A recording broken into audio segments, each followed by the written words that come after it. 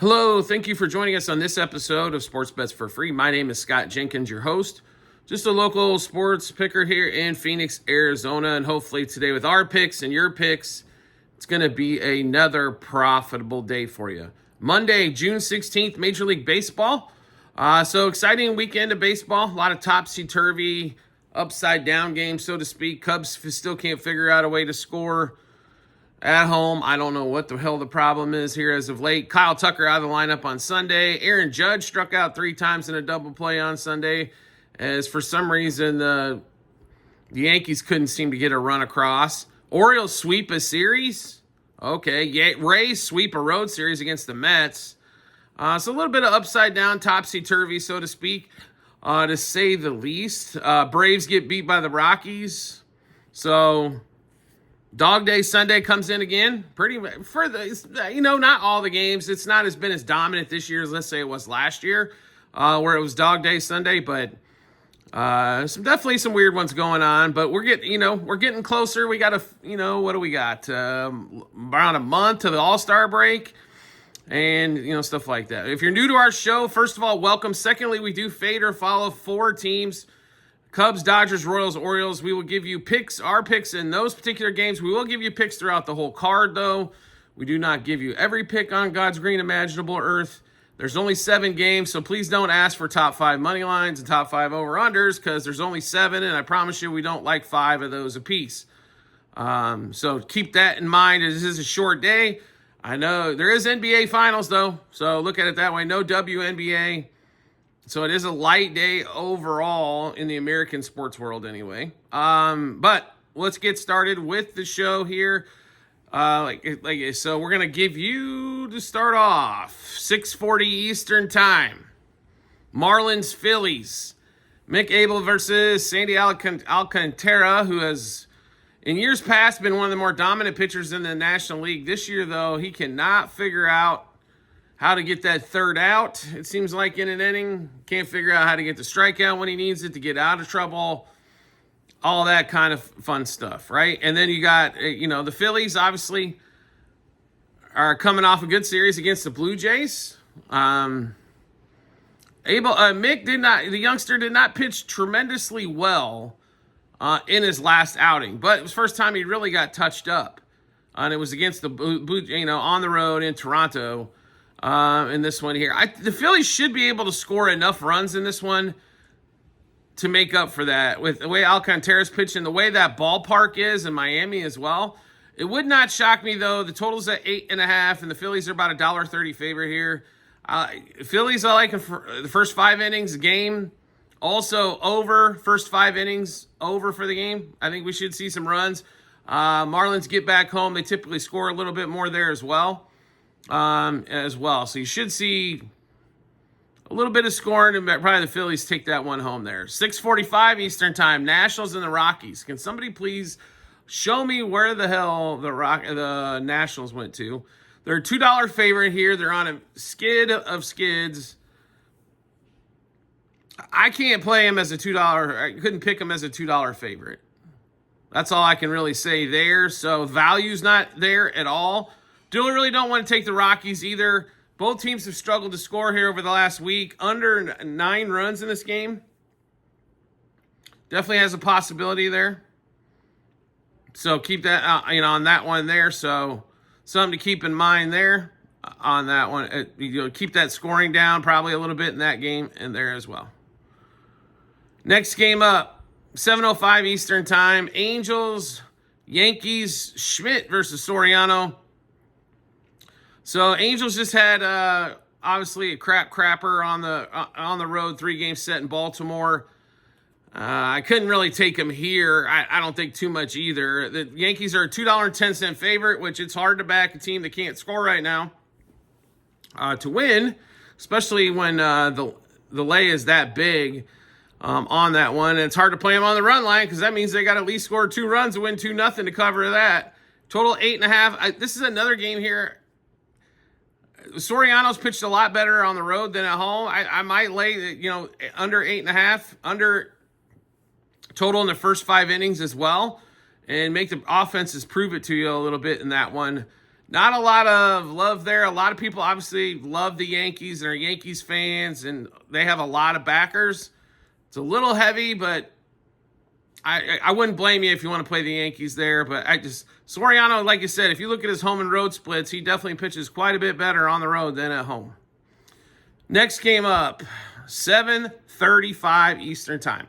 Rays and the Orioles. People for the Rays, Zach Eflin for the Orioles. So Orioles sweep a series. Oh my God. All of a sudden they started scoring runs. Except in that 2-0 game, the pitching stood up and they started scoring runs in the other games. And all of a sudden, look at them. They win 3 games in a row. Offense just explodes.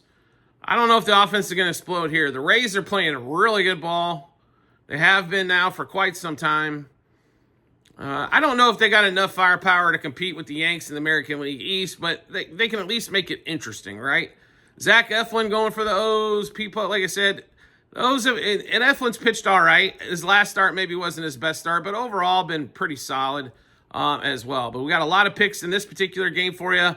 Rays money line -1.5, 2.5, 3.5 on the run line. Rays over 4.5 team total. Rays money line for the first 3 innings, the first 5 innings, and the first 7 innings. People over 17.5 outs. Eflin under 17.5 outs.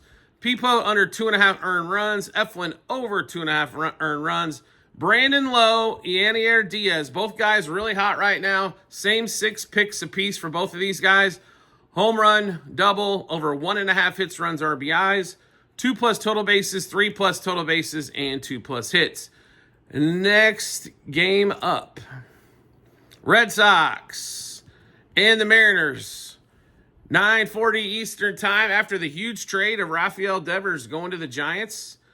You know, this is a team, to go over this trade a little bit, they get Kyle Harrison and they get Jordan Hicks. They immediately option Kyle Harrison to the minors, maybe give him a little bit more look. They got 2 young pitchers, a young outfield prospect in Tibbs, who's probably the second best prospect in the Giants organization, if not their number 1 in that one. So they got younger players. They shedded a lot of payroll because they had a lot of years left on that Devers contract. Devers looks like the reincarnation of Pedro Sandoval anyway. So, I mean, he's out of shape. Let's be honest with Devers. He's a great hitter. He's out of shape. And thank you very much, ESPN, for showing all of his doubles and fly balls, and he would have 11 more homers in San Francisco. No, he would not. That was such a bullshit stat that they showed on ESPN Sunday Night Baseball, by the way. The ball flies differently everywhere, and San Francisco is one of the hardest ballparks to hit a home run out. So please don't tell me he's going to have 11 more home runs than he would if he was. That's not true at all. First of all, they took stats from the home and road. By the way, there's not a green monster at all 30 ballparks. That was a disservice, what they were doing. They were trying to show what a big deal that was for the Giants, I think, because the Giants were on TV. But that was flat out lies. That was worse than watching political debates on X. Come on. You are supposed to be a sports organization. Actually put up real stats. Please. He'd already be at 26 homers. No, he wouldn't. Stop. Just stop. I was very disappointed in the ESPN on that deal. That was beyond ridiculous. I don't know if they were trying to tick off Red Sox fans for more ratings or trying to help the Giants fans feel better about the trade. The Giants got a hitter, which they desperately need. No question about it. Does he add a little more thump to the lineup? Absolutely. Is it 50 home run a year thump? No. Not even close. Not in that ballpark. This dude barely hit 30-something, 30, 40 homers, Red Sox ballpark, which for left-handed hitters is one of the easiest ballparks to hit out, especially in right field. Now, I understand he's got a lot of pop to the opposite field, but the ball does not carry as well out there, being right next to the water. We ever think of that, ESPN? I don't know. Like I said, that was piss-poor coverage, to say the least, by ESPN. Sorry about the rant there, but that just something that had to be said there, as they showed their StatCast with all the pretty colors and where the balls would end up, except they took all the road stats too. That was genius. by the way. Well, all these balls hit the green wall and he got doubles. Okay. You didn't take into consideration that not every ballpark has the monster. So, anyway, like I said, I think it does add some thump. I think it's going to add, here's what I think it does for the Giants. For the next couple years, I think it's a solid trade. Now, the question is, do they think, they must think they have enough pitching to get this deal done. Jordan Hicks and Harrison weren't like dominant guys on their staff, but they've been looking for a hitter for a minute. I mean, the best they've been able to do in free agency lately is Matt Chapman. And nobody thinks Matt Chapman is a 30-plus home run guy that's going to hit 260 and drive in 120. But I promise you right now, if you're a Rafael Devers fantasy owner, you better be looking for a trade because I expect his numbers to go way down. And not only that, he's going to be facing, I don't know, better pitching maybe in the NL West especially. But I honestly think here the Red Sox get off a contract they wanted off of a guy that didn't want to come off of third base because when Alec Bregman got traded over there, then didn't want to play first base, seemed like nothing but a malcontent. And, a team stands up and says, you know what? We don't got to put up with this. Bye. So, maybe the Red Sox are starving for pitching, obviously. And they also nobody's talking about the outfield prospect, but now is the time where the Red Sox have to bring up those youngsters and put them to work. I mean, they've got 2 of the 3 up. It's time to almost call the third one. Their trio they've been sitting on for a minute and telling everybody in the world about how great they are. It's probably time for all 3 to get up there and let's see what you got. This was not going to be a championship contending team anyway for the Red Sox. Shed payroll now, add it later. I don't see anything wrong with that, especially if a guy with this was a malcontent. So sometimes it's better to make moves there than not. And that all being said, Red Sox going to Seattle. The Mariners get a 6-0 win. Another under game, go figure, even though they scored 6 in the Mariners ballpark. Total's at 7.5 here. I don't expect a lot of scoring realistically either way. Logan Gilbert and Giolito. Giolito's pitched okay. He hasn't been great lately. I mean, great overall, and Gilbert's been, not too much to get excited about, like I said there. So would look for not much scoring in the first 5 innings and not much scoring for the whole game in that one in particular there. Next game up. It's not on the board yet because we don't have a starting pitcher announced yet for the A's.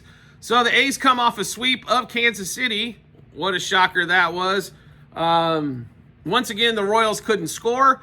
The A's pitchers all of a sudden like world beaters going against that Royals offense. It's quite nice for your staff to go against that Royals offense right now because everybody's going to get an ERA and a whip bump, make their stats look better. McCullers for the Stros on the road in Sacramento for the A's. No starting pitcher announced there yet. Don't know what a line yet is either on that. I would still lean to the Stros. The Stros have taken over this American League West. If you haven't paid attention, they are 41-30 now. As bad as that offense is, they have pitched their way there. McCullers has had one horrific start where he gave up, 7 runs without recording an out, which is obviously going to balloon up your ERA. But he has not pitched god-awful after that, right? So I expect the A's to get a win, or Astros to get a win here, and Astros to be good in the first 5 innings. I don't know if I'd play much minus, run lines or anything like that, due to the fact that the Stros struggle to score, typically. But 11 games over 500 now, all of a sudden the Stros are kicking and look like they're going to command that American League West for the 500th year in a row, as the Rangers still can't figure out what the hell they're doing half the time. And the A's, who we really like for future, just can't pitch well enough in order to compete. Then we're going to get to the last game on the schedule, 10:10 Eastern Time. Welcome back to the mound, Shohei Ohtani, right? Big. Now, I will say this. Everybody and their grandmother is going to run right to the strikeout prop and see it at 1.5 for Shohei and play the over in this one. Everybody just calm down. He might only pitch an inning. We don't know what it is. They haven't really said what the pitch count's going to be. This might be just 1 inning, get him back out there. He might go 3 innings. Don't know.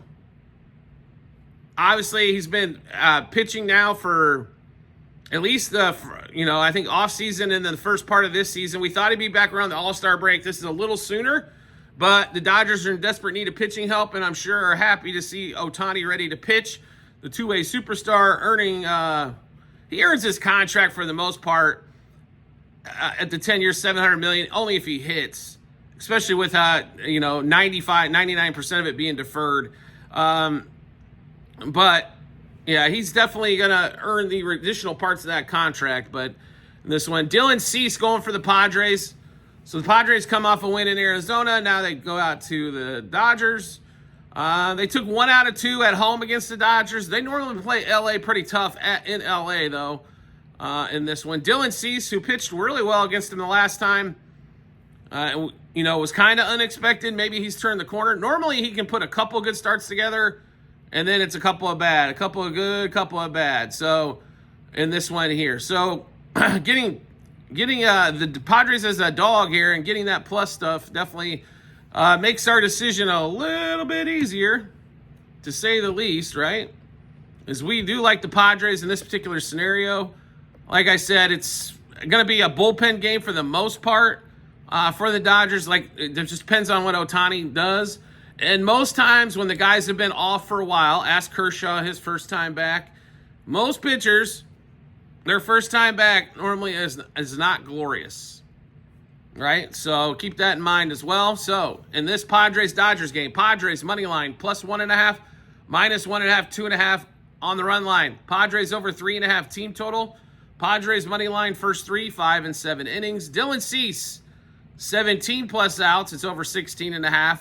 6 plus, 7 plus, and 8 plus Ks.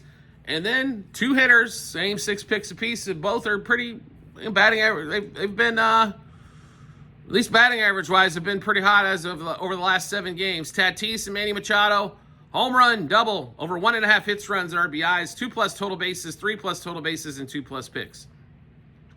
All right, we just went through a ton of picks. How do we get a chance to take a look at those picks? No problem at all. We've got them posted in multiple spots online, TikTok, YouTube, channel pages, as well at the end of every episode on YouTube. Click on the link to our Google Sheets. It's docs.google.com/spreadsheet, bunch of stuff behind it. Click that link there. Then go to the Baseball 2025 tab. Scroll down to June 16th. You'll be able to see all of our picks, what juice they were at, how many units was there, and also what book the pick was at. So make sure you check that out when you get some time. Do you like the content you're seeing here? Want to see some more? We'd love to have you along for the ride. All you need to do is hit follow or subscribe, depending on the social media platform you're watching us on. And I highly recommend, if you're just watching us on TikTok, make sure you subscribe to YouTube, as TikTok's had their issues with the platform and everything else. An excellent chance to make sure you continue to get the information in your subscriptions reel or follower feed. So I would recommend following us on both. Take advantage of that. That way you don't miss a thing. You can always just skip by it if you've already seen it, right? So let's see. So make sure you do that there. Also, private Discord channel available for all of you out there.